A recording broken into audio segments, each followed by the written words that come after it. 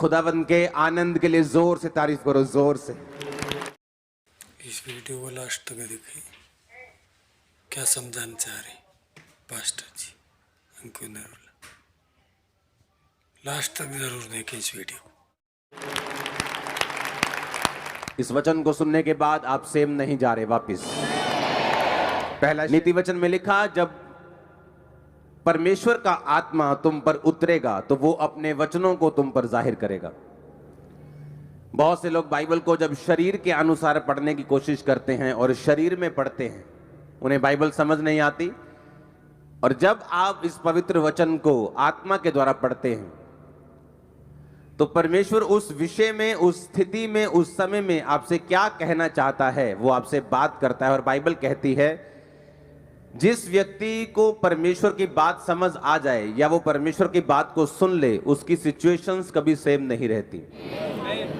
एक छुटकारा पाए हुए व्यक्ति और एक बिना छुटकारा पाए व्यक्ति में एक ही चीज का फर्क है कि उसको परमेश्वर की मर्जी मालूम थी और उसने पूरा किया, और दूसरे को परमेश्वर की इच्छा मालूम नहीं थी।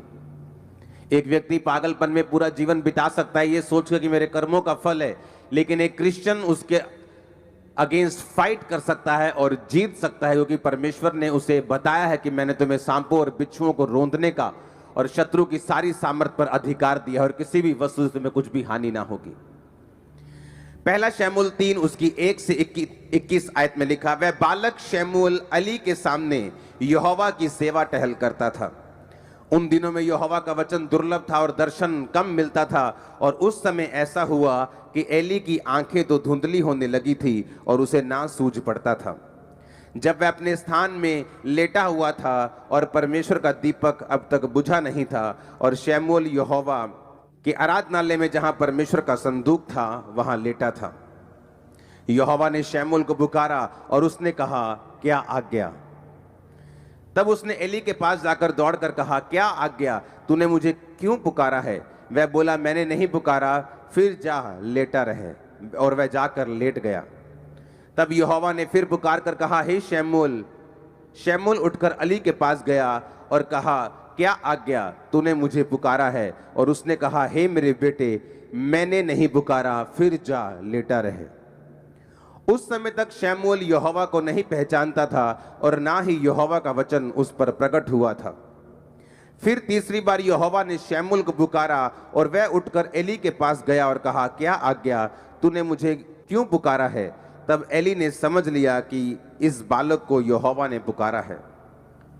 इसलिए एली ने शमूएल से कहा, जा लेटा रहे।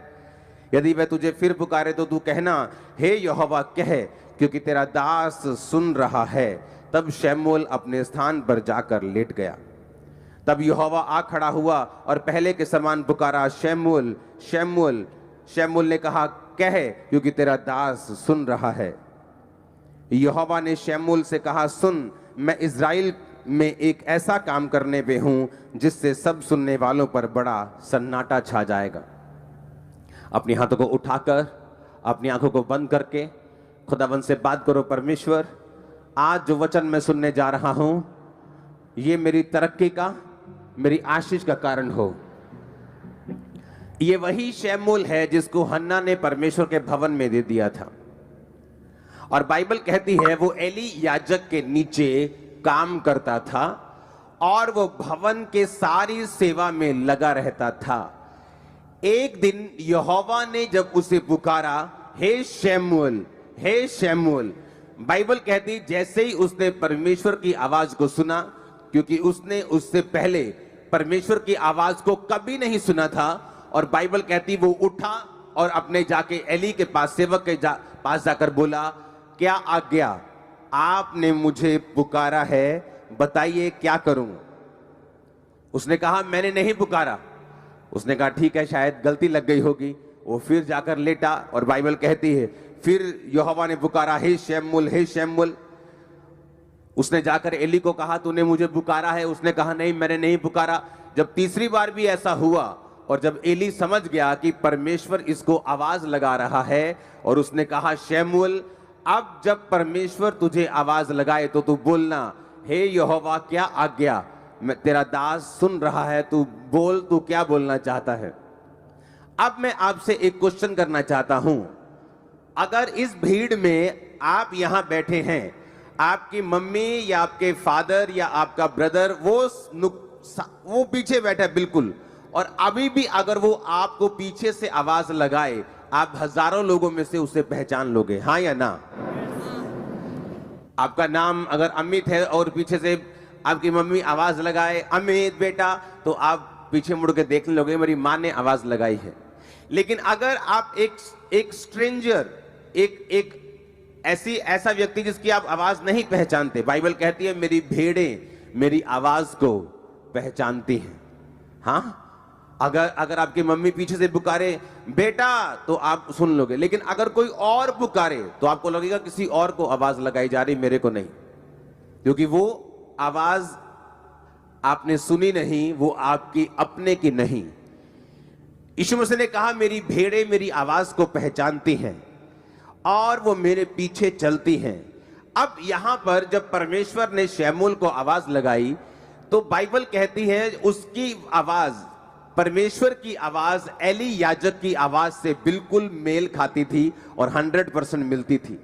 ऐसा नहीं हो सकता कि आपको कोई और आवाज लगाए और आप अपने पापा के पास चले जाएं। अगर आपके पापा की आवाज आपको नहीं आई, आप बाहर देखेंगे जाके घर के कि मुझे कौन आवाज लगा रहा है, क्योंकि वो आपने वो आवाज सुनी नहीं। लेकिन अगर वो आवाज आपकी माँ ने या बाप ने या भाई ने लगाई है, आप डायरेक्ट उसके कमरे में जाके पूछोगे कि क्या बात है, आपने मुझे पुकार रहे थे, आप बुला रहे थे, बताइए क्या चक्कर है। लेकिन बाइबल यहां कहती है कि उसने यहोवा की आवाज को पहले कभी नहीं सुना था। बाइबल कहती है जैसे ही एली याजक उसको मिला और उसने कहा मैंने तुझे नहीं पुकारा, वो बड़ा हैरान हुआ, फिर वापस गया, लेटा। तीसरी बार जब परमेश्वर ने पुकारा तो फिर एली याजक की आवाज में ही पुकारा। परमेश्वर की जो वचन है उसमें एक एक बिंदु, अगर बाइबल में जहां पौलुस कहता है कि तुम दाखरस के मतवाले ना बनो परंतु पवित्र आत्मा से परिपूर्ण होते जाओ, अगर आप उसके बाद बाइबल देखेंगे तो वहां पे सेमीकोलन लगा है। ऐसा सेमीकोलन होता है, ना तो फुल स्टॉप लगा है ना कोमा लगा है। उसका मतलब होता है कि अभी सेंटेंस खत्म नहीं हुआ। आगे उसने लिखा आपसे भजन संहिता से बातें करते हुए, गैर भाषा में प्रार्थना करते हुए धन्यवाद। यानी अगर उसने ये कहा कि तुम पवित्र आत्मा से परिपूर्ण होते जाओ, तो सेमीकोलन का मतलब कैसे होना है। बाइबल इतनी गहरी है, इतनी वो गहरी है कि एक कोमे का, एक बिंदु का, एक फुल स्टॉप का भी पूरा उसमें कारण है। अगर बाइबल में वो जिक्र है, यहां पर बहुत बड़ा कारण था कि परमेश्वर ने शमूएल से जो बात की अपने सेवक की आवाज की मैचिंग में और पूरी तरह से अपने सेवक की आवाज के रूप में ही शमूएल से कहा हे शमूएल, हे शमूएल। बाइबल कहती है अगर इजराइलियों के छुटकारे के बीच में, उनके और परमेश्वर के बीच में कोई कनेक्शन था तो वो कनेक्शन मूसा का था। बाइबल कहती है मूसा के चले जाने के बाद अगर कोई कनेक्शन उनका और परमेश्वर के बीच का था तो वो यहोशू था, वो जीसस क्राइस्ट थे, वो पतरस था, वो पौलुस था। बाइबल कहती है कि परमेश्वर ने जानबूझ के जब शमूएल को आवाज लगाई तो उसने जानबूझ के एली की आवाज में उसको आवाज लगाई। बाइबल कहती है कलीसिया का काम जो है सिर्फ चर्च में आके बरकत को पाना नहीं है। बरकत आपको मिल जाती है जिस दिन आप यीशु मसीह को ग्रहण करते हैं अपने उद्धारकर्ता के रूप में। लेकिन जब आप चर्च में लगाए जाते हैं, रोपे जाते हैं, बोए जाते हैं ताकि आप ग्रो कर सकें, आपका मकसद, एक पेड़ को लगाने का मकसद सिर्फ उसको ग्रो करना नहीं होता, बल्कि उस पेड़ का काम होता है फल देना, उस पेड़ का काम होता है छाया देना। बाइबल कहती है जब परमेश्वर आपको चुनते हैं और अपने भवन में लगाते हैं, जो लोग एक से ज्यादा सेवकाइयों में लगे हुए हैं वो किसी काम के नहीं, मैं आपको गारंटी दे सकता हूं। एक ऐसी मेजर सेवकाई होनी चाहिए जहां से आप परमेश्वर की आवाज को ले पाते हैं, जिसको आप रियली फॉलो करते हैं। अगर आप ज्यादा सेवकाइयों को फॉलो करते हैं आप कहीं नहीं पहुंचते।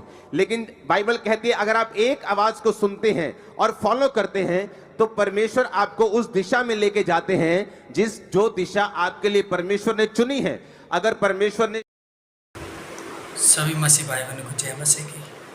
जो भी पास्टर अंकुर नरूला ने जो भी समझाए, ये आपको वचन समझ में आ गए होंगे। हमारे पास्टर अंकुर नरूला जी अच्छे से समझाते हैं वचनों को, और हर एक वचन को बाइबल के अनुसार अच्छे से समझाते हैं।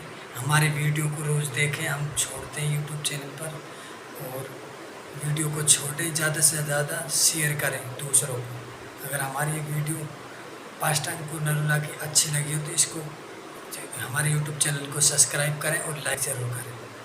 सभी को जय मसीह की।